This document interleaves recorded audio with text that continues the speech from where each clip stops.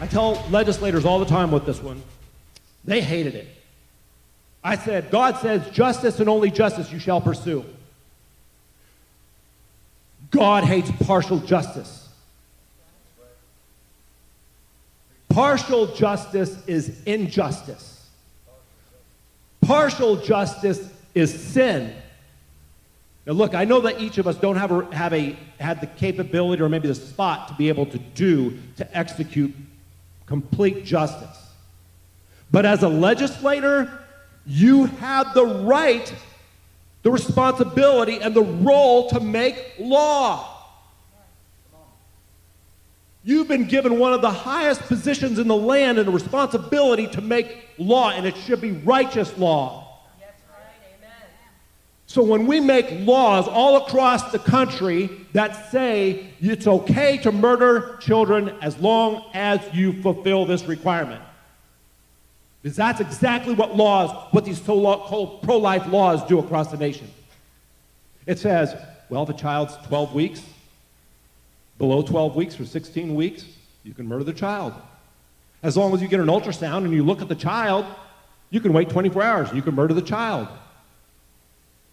If you get an ultrasound and you can look at the baby, you could murder the child.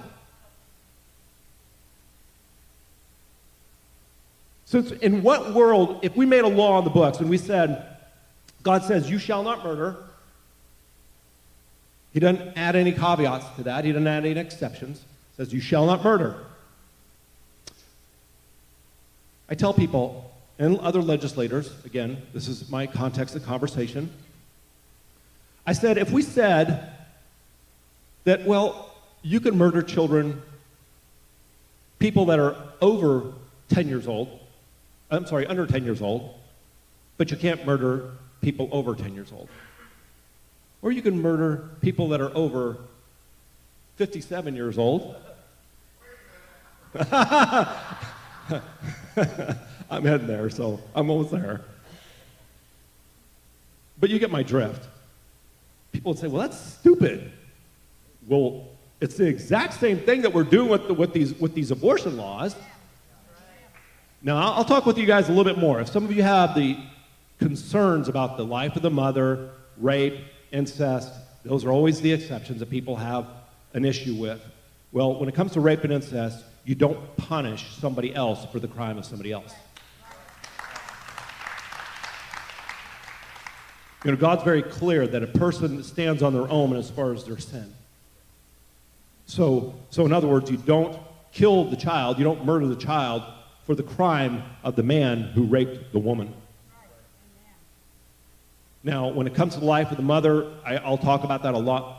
I'll talk about that extensively with you afterwards because I don't want to occupy a whole bunch of time here, but I'll just say this. What U.S. Surgeon General C. Everett Koop,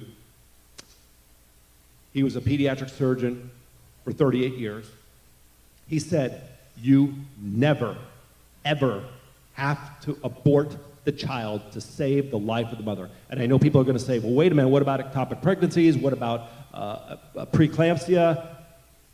The key is that you never have to abort the child to save the life of the mother.